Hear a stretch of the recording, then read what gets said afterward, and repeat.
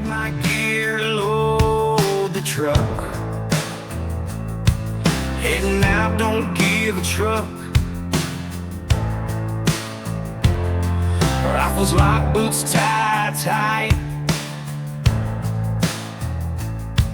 Gonna catch that deer all through the night.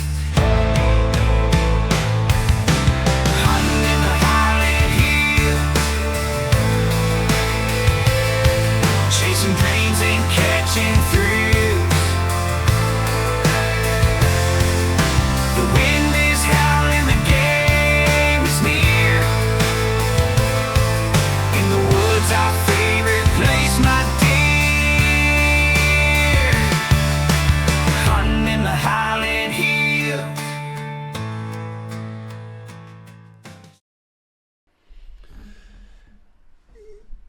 Good evening, guys. This is Davey T at Field Sports Scotland here, and I am doing another FSS Chat Back. So welcome to another weekly podcast where I usually talk about legislation, deer stalking stuff, outdoor kind of stuff, wildlife, and anything to do with the deer stalking industry, firearms, whatever. Tonight we're going to go away from legislation a little bit, because to be honest, the last couple of weeks we have really been kind of talking about legislation and all these strange things that are happening on in regards to deer stalking and deer management, and how strange times we are going through. It's kind of weird now that we're getting mixed messages though from our shooting organisations or our stalking organisations such as BASC and SGA and whatever. The Scottish Gamekeepers, as I said last week, said that they weren't going to get involved in the consultation from Nature Scot, and BASC are saying, well, we must get involved with the consultations because they admit that there's areas where we could benefit from a good level of deer management, and then there's other areas we don't need it. And now I've, on the things like Stalking Directory and that, I've put various posts up, and it's been quite, actually, what can I say, it's been interesting on the different points of view that's come across. People out there with their different ideas on where we should go from here, whether it's right or wrong to shoot as many deer as we're going to have to shoot, and various other things. But tonight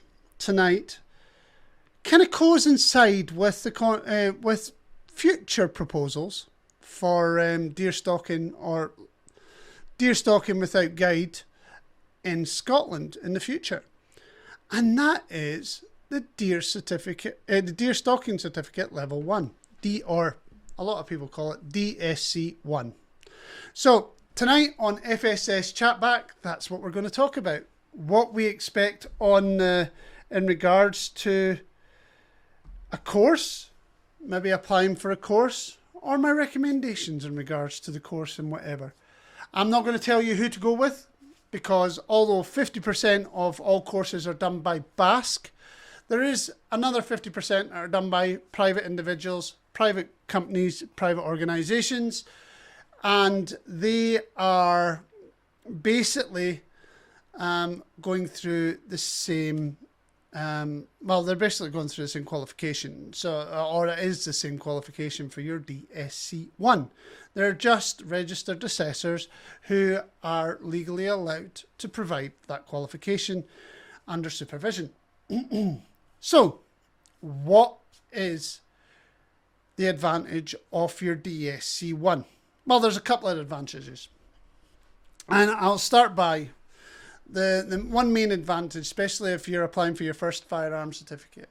If you go through your DSC1, you are basically showing the police that you are committed to having a firearm, the safe use of a firearm, and you, for stalking purposes, that you can be trusted and you have a baseline knowledge of what to do when you are out by yourself with a firearm in the woods, on the hill, in a park, like in a deer park or something, not in a kids play park, obviously, because that would be just wrong, with a firearm.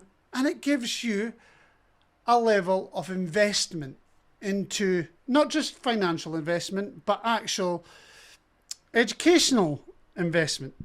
Now, I think my mic is twisted a little. But yes, education, a level of education on what you are able to do and what you're not able to do. It'll give you a grounding in the laws and whatever in regards to firearms and deer licenses, deer seasons and stuff like that. Now, the other scenario, and this is the one people don't really talk about, because there's all this bravado in the industry. In the past, it would be, you obtain a firearm. You've got a mate that's got a farm and you like the idea of going and shooting deer and hunting and stuff like that. You haven't grown up in the industry. You might be an inner city person, male or female, and it happens to both. It happens to all sexes and walks of life, this scenario. And you've not grown up knowing what to do. You've not had a grandfather who's taught you how about deer stalking, or you haven't had friends, family, or you just weren't exposed to that kind of life, and you don't know what to expect. You imagine you get your firearm, you've got this beautiful, let's say Tika T3X. It's one of the most common ones in the UK, so I'm going to use that as a brand. It's a fantastic firearm, beautiful firearm. You've got your firearm certificate, it's great. You've got your new gun, brand new scope on it. Might have a moderator on it, might not, depending on how you feel. But most times you'll be expected to have a moderator. And you are thinking, I'm going to go to my mate's farm tomorrow. I'm going to shoot a roe deer. It's buck season, middle of June, beautiful, beautiful weather. You're having great weather. It's middle of June. You're in let's say, we'll say the central belt, right, of Scotland, and it's daylight at 3:30 in the morning in June, and you basically say, right, I'm up 2 o'clock in the morning. You're great. You're all kitted up. You're ready to go. Jump into your car or vehicle, whatever you've got, and you head off to your mate's farm. Rifle on the shoulder. You head out. Find a tree, you're looking over a beautiful field, there's not a wind, there's not a breath of air. You're hearing the birds come up, there's a few flies and moths and butterflies are starting to appear. It's 4 a.m, 4:30. Suddenly this beautiful buck comes out. And you haven't been taught where to shoot, how to shoot. You're basically, you've honed your skills at the range, or you've had a few zeroing sessions and you're out with your mates and they showed you how to work your gun. You got used to your gun pretty well. But you still kind of didn't really have an idea on where to shoot. You knew it was a roe buck because it's got antlers. And you took some picture, you looked a bit on the internet or whatever. And remember, this is just a scenario that I'm coming out with. It's happened, and I know it happens. And you shoot, and you aim for the largest part of the deer, which is the centre. The centre, in between that flat bang between the hind legs and the front legs. You take that shot, boom, it hits. You hear this dull thud, thump, just a boom. And you think, excellent, got it. The deer falls over, and then suddenly it gets back up. You can't see any blood. Oh, did I hit it? Oh, I definitely hit it. I saw it hit. And then it takes off. It's running across the field. And it doesn't look injured. It's like, oh my God. And then suddenly it slows down. It's slowing and it's slowing and it's slowing, and it kind of stops and looks back. It puts its head down and it kind of lies down, gets back up again and lies down. And the deer thinks it's safe, and it's just lying there with its head up. And you're looking through your binos or you're looking through the scope, and you're like, oh, it's still alive. Why is it still alive? So you panic. Your body goes into kind of shock, and you go, what do I do next? And the first thing you want to do is run up to that deer and quickly put another bullet in it, because you're really like, this thing's suffering now, but you're panicking now. You've got all the emotions. You've shot your first buck, and you've got the emotions of that. You're dealing with that, the excitement, all that, and suddenly this thing's taken off, and you're like, got a different different set of emotions going on. Oh my God, what do I do? What do I do? This thing's wounded. I definitely hit it. So you quickly go up to the deer and it's sitting there. It's lying on its belly, and front paws are in front. Front legs are in front of it. Its rear legs are tucked underneath, and it just looks like it's lying there panting, and it kind of tries to get up and doesn't get up, and it goes back down. And it stands up again, it goes back down, and you're approaching it, and then you take another shot into the back of its head or into its neck, and it drops to the floor, and you're going, oh wow, I missed it, but I've hit it. I can't see where the bullet wound is. There's no exit wound. You can't see any blood. There's no blood trail, and you're wondering what the hell's going on. In fact, what you have done is you've gut shot it. That deer was alive, fully alive. All its vitals were all intact until you took the initiative. You might not even took the initiative. It might have took you 10 minutes to work out what's going on. Maybe scared to go up next to it, not sure what to do next. And then the horror. You realise you've got this deer in front of you. It's dead now. You've went through all that emotional journey to get to this point, and you have no idea how to prep it from there. You don't know. Nobody's ever shown you how to gralloch the deer. Nobody's ever shown you how to field prep it, and you don't know what's going on in the insides. And you've had to deal with all of this, and now you're in the shock of, what do I do next? And your brain says, oh, I'll just drag it back to the truck, and I'll decide what to do when I get back to the truck or back to the car. And you just don't know. Now, this happened to a lot of people. And even on best case scenario, you shoot that buck, you shot it in the vitals, head goes up, runs forward a little bit, maybe 20 yards, 30 yards, drops down, completely dead, it's done. Lung shots, even if you wandered up, you still got that. You might still not know what to do with that deer once you've shot it. Because the shooting part, although emotionally charged for your first ever shot on a live animal or whatever, the shooting part for the most part is the easy part. It's what to deal with afterwards. And the DSC gives you that knowledge. The DSC, it will run you through notifiable diseases after the gralloch. It will, like bovine tuberculosis, bovine TB, which is really important to know because lots of farmers have had lots of problems with bovine tuberculosis. And it seems to be quite rife, especially in populations of badgers and stuff like that. And believe it or not, deer get bovine TB. That's it's a ruminous species. It will get TB if it is prevalent in the area. Then you've got chronic wasting disorder. You need to know the signs of chronic wasting disorder. You also have foot and mouth, which we all know. We've all heard in the news growing up about foot and mouth in farmers. And if you haven't, then you should know. You should learn about these things. Blue tongue is another thing. Well, EHD or whatever you want to call it. Blue tongue is another thing. And the symptoms of that, you need to know that. You need to know that that is something that you have to look out for. And then, well, there is that other one that never had a case in the UK, but has been cases in other places, and that's why we have to mention it, and that is anthrax. And we know what anthrax is. It's a deadly agent, and it can be present in wild animals if anthrax has been used. But there's been no cases in the UK or Scotland of anthrax. Well, not that I know of.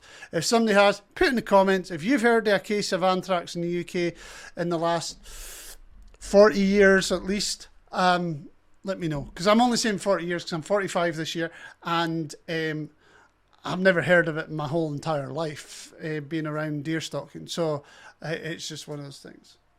But it'll also tell you about what to expect, what kind of bugs to expect. I did a thing last week in regards to bugs and stuff like that. Now, deer carry a lot of parasites, warble fly, ticks, botfly, nasal botfly, and keds, you know, and a whole host of other beasties will find.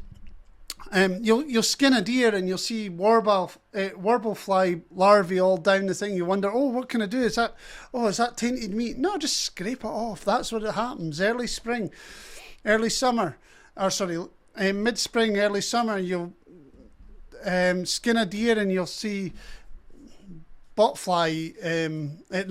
fly larvae all in, just sitting nestled between the layer of fat that is between the skin and the meat, you know, and they'll feed off of that, and then they'll hatch and they'll come out and whatever, you know.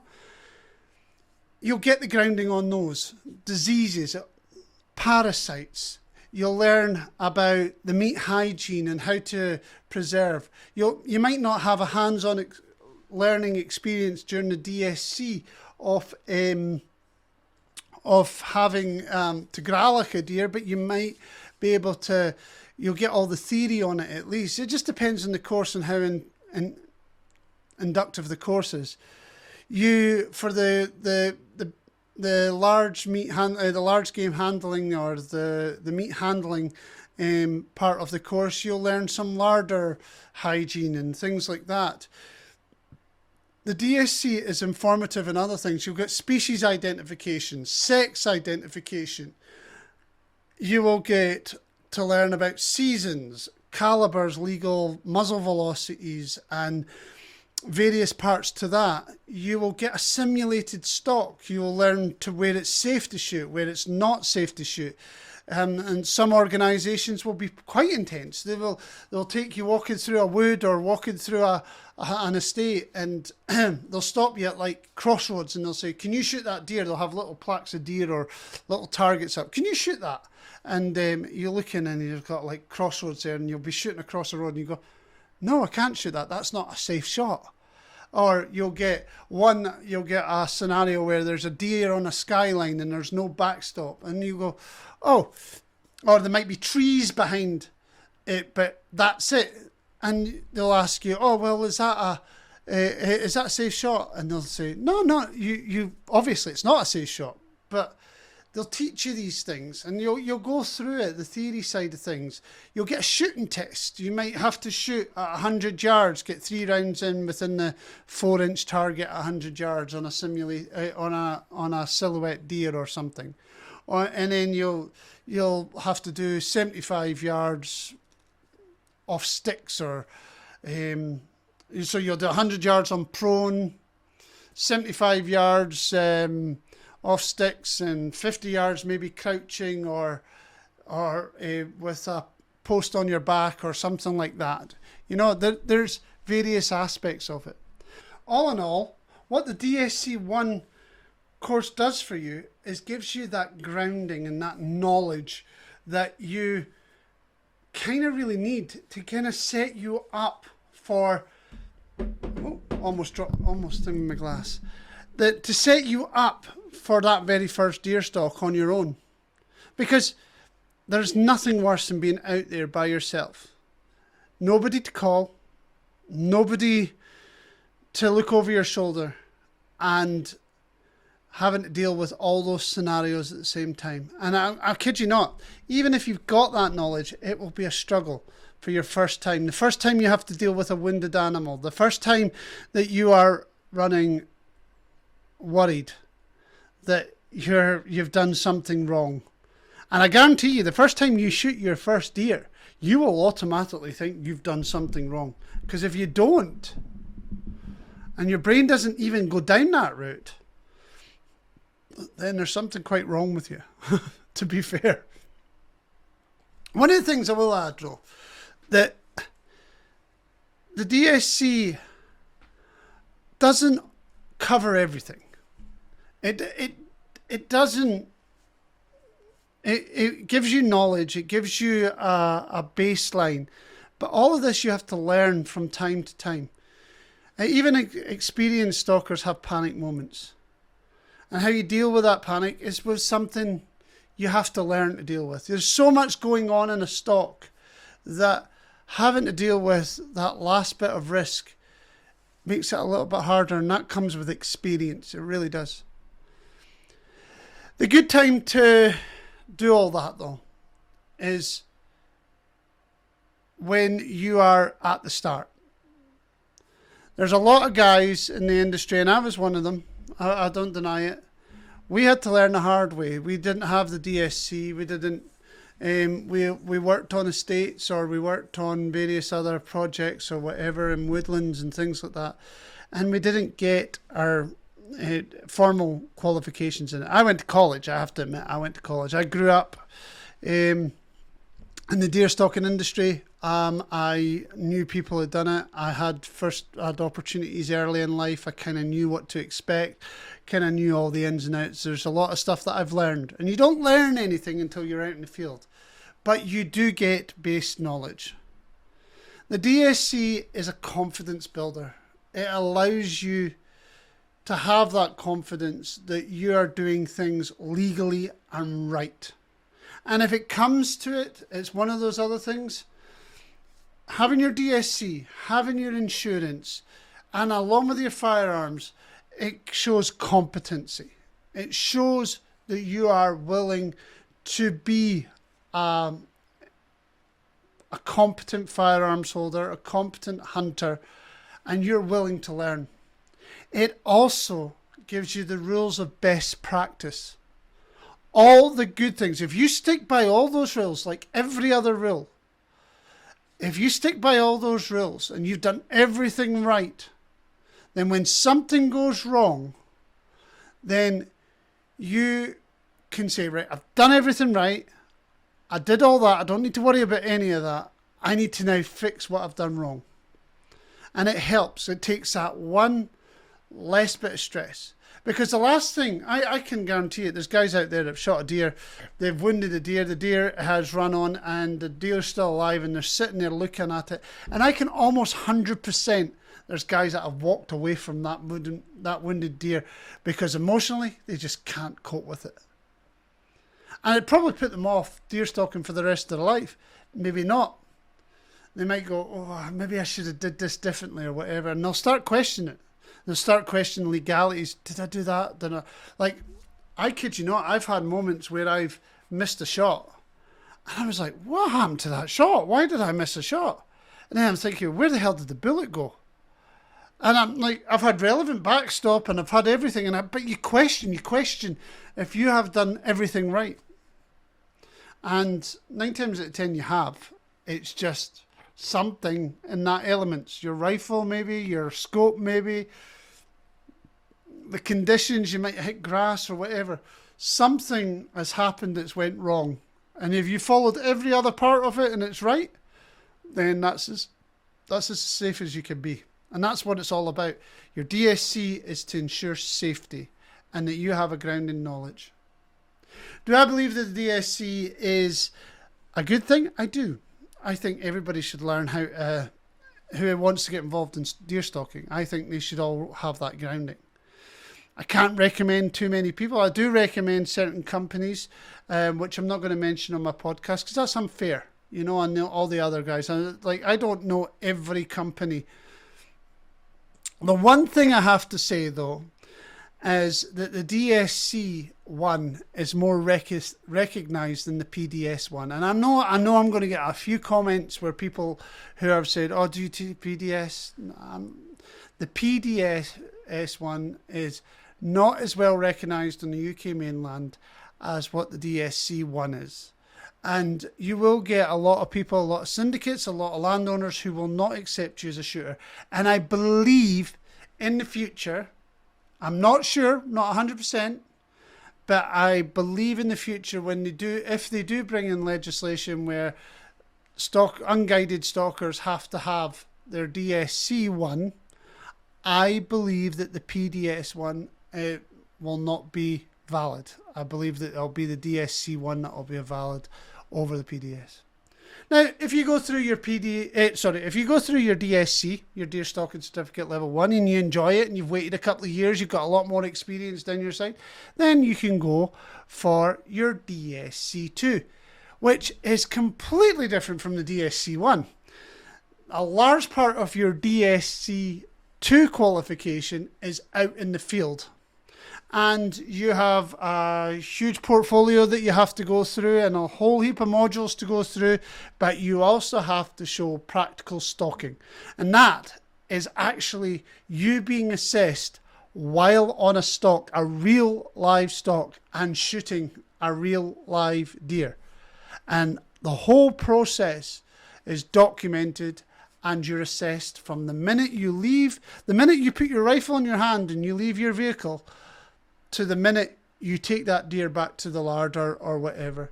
And that is a hugely different experience because you're in control of all of that. You've got no guidance. Your assessor doesn't tell you what to do, that won't correct you if you do something wrong. He will assess every little bit of your stock. And then he will send his part of the portfolio back to Basque, and they will then issue the DSC2. And where you need your DSC2 is if you want to be in the fit and competency register, you want to do commercial stalking, you want to get contracts for Forestry Land Scotland, or if you want to go into it on a professional basis. And that's where your DSC2 comes in. Now, I don't know how the legislation is going to look in the future, and nobody does at the minute. There's consultations. The consultation's now finished. It's all done and dusted. I don't know what the outcome is going to be of that consultation. There's most likely, when consultations happen, that it will be the case that there is going to be legislation will pass that have been proposed. Bearing in mind that the UK deer stalking population as a voter roll is a very small minority compared to the larger voter roll in the country, and it will always come down to not the people in the industry, but what the politicians think is best at the time. Because most people in this country have no idea anything about deer stalking. And I can almost guarantee you a large amount of people who are normal civilians that have never been around firearms in their life or whatever, probably think it's still illegal, or it is illegal to have a firearm. And in the UK, when they don't realise that thousands upon thousands and tens of thousands of people in the UK have firearm certificates and own legally held firearms.